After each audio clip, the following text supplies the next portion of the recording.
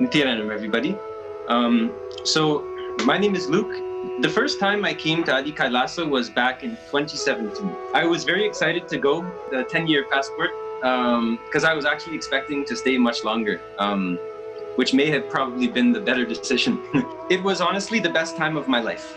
I could not recall a more exciting and a more fulfilling event than just being in the presence of His Divine Holiness, our Guru, Bhagwan, and just melting in that beautiful innocent space of Guru Bhakti, joining actually temple team in Gurukul. Actually, I was sent to temple team by Ma Advait, and just enjoying the innocence and the bliss of just worshipping the deities and enjoying with my fellow Balasans for the short time I was there. My life had a big change, and I can definitely say that the PTSD that I've been dealing with and been trying to heal from has definitely been affecting not only my life, but also my family's life. Just seeing their son trying to get back on track, get back to normal, really, and recover from this. We were very leery in letting him go to a country so far away from Canada. But we supported him in his decision and his incredible interest in your culture and Hinduism and and particularly Nityananda. But I was nervous as a mom, letting him go on an airplane. He had to do 2 changes of planes.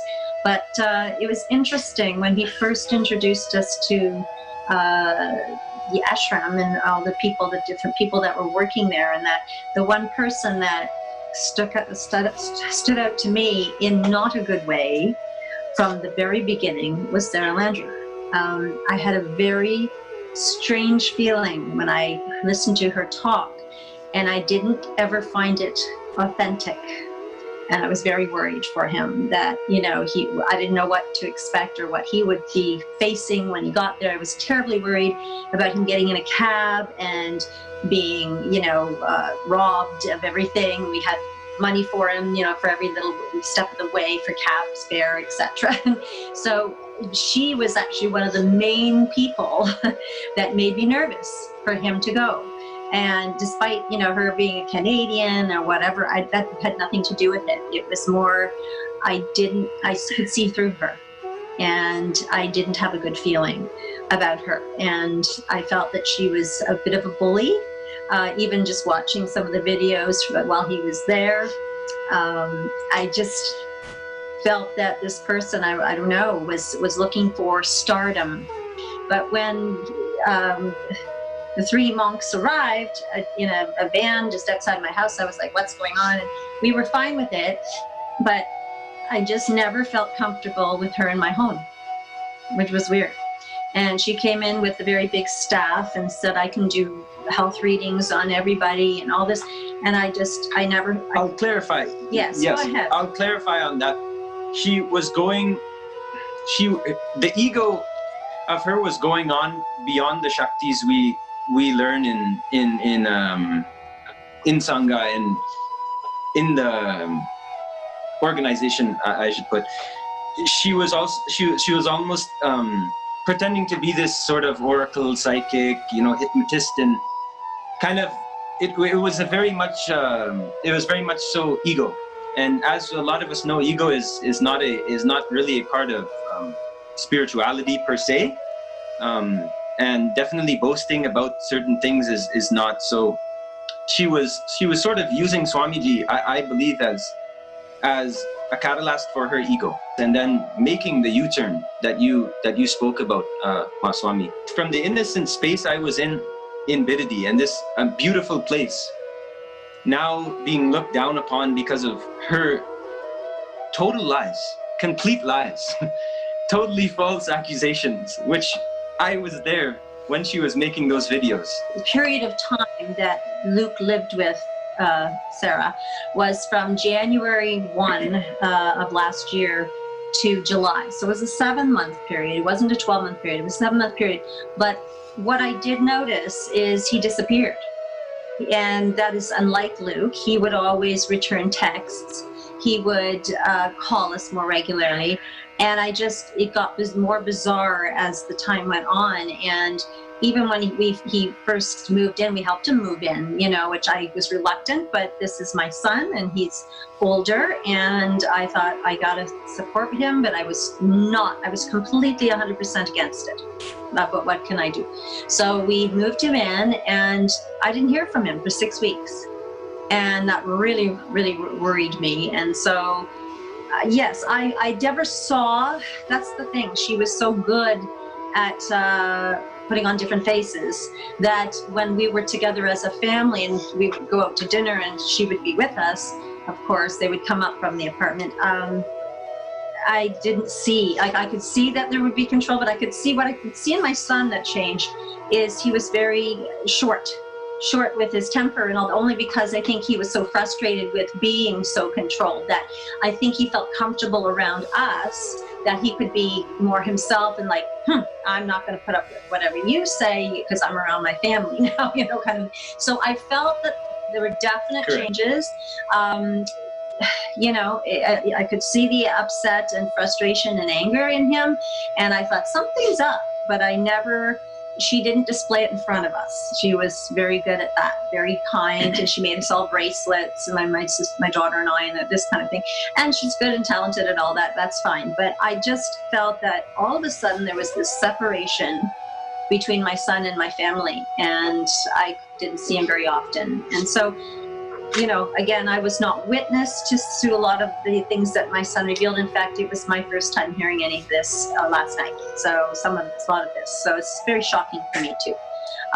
But I knew that he was suffering because, as I've said, my husband and I tried to go down a couple of times and we weren't allowed to go into the apartment. And one night when I did get in, the apartment was an absolute disgusting mess, and I couldn't even get in through the door, the garbage and cats running around, and it was just awful. And I knew, and Luke came around the corner and I'd never seen him so disheveled and depressed looking and possibly high, I don't know at the time. His toenails really long, just everything not like Luke. And it was very concerning. And then the one time that she came to the door and with my husband and I standing there, we were ready to take him for dinner, and she said, he's not there. He's not here. And I heard, and my husband heard too, before we knocked on the door, a lot of noise and talking. I know he was there, and she didn't want me to see him. So I felt that there was a lot of control there. That's where I definitely maybe saw, that was probably my biggest instance where I saw there was something going on that wasn't right. And but the other things that Luke's experienced on his own with her, I wasn't there. I don't know. And I've just heard all of this from my son, and it's shocking. So, and it's very disappointing, and it's sad that he had to go through something like that. And I knew when she was here, all she did was glare with her eyes at my son in the basement here where we have the recording studio, and I knew she had her hooks into him. And the other two monks that were here, they were just relaxing and enjoying themselves, and they were lying on the floor sleeping, whatever, resting.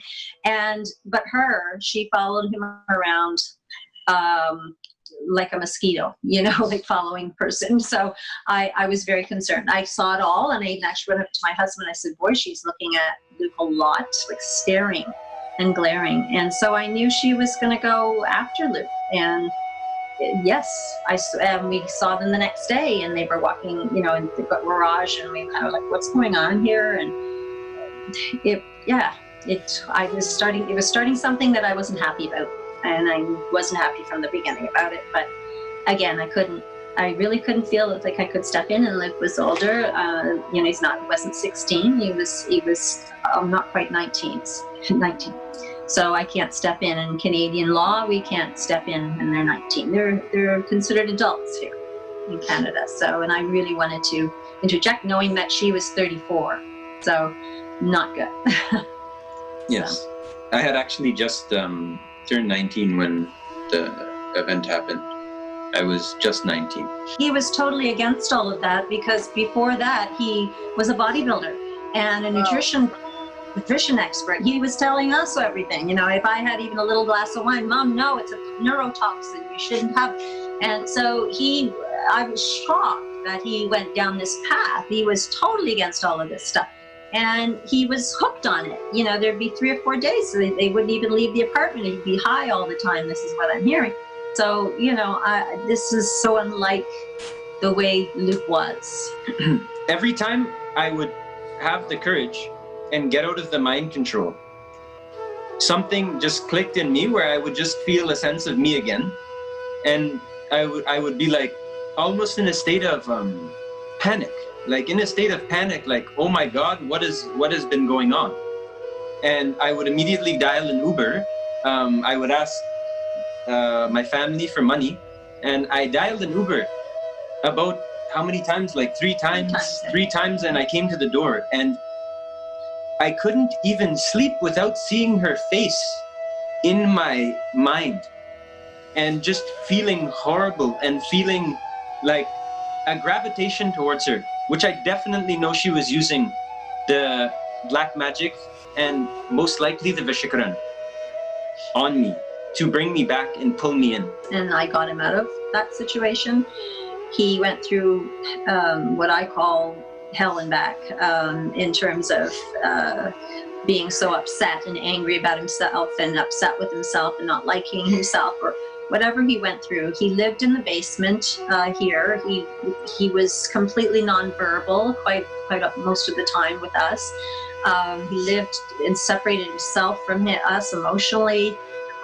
It's been a year, you know, it's now a year. It's July, and it's been a long road for Luke. I mean, we've had him at the hospital a few times. You know, we've had incidences where, you know, the explosive behavior because he's just so mad inside. You can tell he's like hurting inside. It's been hard for him and hard for us, heartbreaking, because he's taken a year to heal from this. He hasn't done anything, like he can't. You know, he's done stuff at home and he's done some tracks for some people here and that. And I'm really excited when he gets somebody that's interested in having a track mixed by Luke, because then he goes right into the studio and he does his work and he does it fast and he does it well. But for the most part, I think he's been struggling with demons, like kind of a battle with his own demons and the things that happened to him that have affected his well-being. And you know, we are a year later, and he's, you know, he can't work right now. Just he's not in the mindset. Just the amount of post-traumatic stress I've been dealing with. For example, my mom had been saying, like, the agitation that I've been dealing with. Whenever anything was brought up about Toronto or anything, I would just feel awful about myself and so forth. And I just want to mention some more of the things that Sarah Landry did. It wasn't only the 8 times a day, me being made to have sexual intercourse with her and being held down, and also performed rituals on me. She would just place crystal graphs all over the entire apartment, in the shower. Everywhere I would go, there was some sort of crystal graph, and she would actually speak to these crystals. She would just use these things, and I would get a weird feeling. When I moved out of the room that I was in one night, and I went to sleep on the mattress, my bed, that my parents paid for and brought there. And she was in the room alone, and I was so out of it in the mind control, I could barely even just see anything but her. And when I walked into the room, I just saw her with crystals all over her and just windows open, and this was about 3 a.m. I was woken up. So the disgust of this individual honestly needs to be recognized, because first and foremost, there was no cleanliness in the whole entire facility that I was in. Second off, I was just totally abused, sexually, totally exploited, and I'm still reclaiming this body. I'm still reclaiming my body and myself again, because I was a complete slave to her. Everything I would have to censor to protect her, because I was in fear that I would be cursed, because she had told me that. And I just felt like I need to protect my family. I don't want them near her, and I'll take the abuse. So I did. But he had gone so far down. When I saw him in July, he wasn't well. I mean, he wasn't well. We took him to the hospital as soon as we got him home. He was not himself mentally. Yes. We had him on some medication. We tried. We tried, and it didn't really do anything. No. And that was the surprising thing. I think he suffered a lot from depression and anxiety from this whole situation, and that's the PTSD. Yes, the PTSD, precisely. Again, during the food periods, she would only, when it got to the point where she didn't let me eat anything, I would only eat when she would bring me food and decide. Everything was my life, like if you could imagine, every single aspect was totally under her control. I do think there might have been things that she was putting in the food that was assisting in this sinister plan or whatever. Everything was totally under her control. And just to destroy me completely and to destroy his divine holiness, which now she has totally failed at doing, because the truth is out. And just all of the abuse that we've gone through, it's just disgusting. It was like I had to go back to collect my soul to feel something inside of me. So after I realized, okay, there is something going on here that's dark. I'm feeling my mind being controlled. I'm feeling a pulling toward her, and I'm just feeling just destroyed almost. So I went and researched her. I looked up then the One in God movement, that she had actually created with this priest, and he has come out actually about her and her lies, saying the exact same thing. Well, not the exact same thing, but saying that the lies she's made on Swamiji are completely false and she's not to be trusted. After she had broken up with him, he was addicted to the crack cocaine, and he had then. I had found at the end of the article that he had committed suicide on train tracks in Toronto, close to the place that exactly where I was.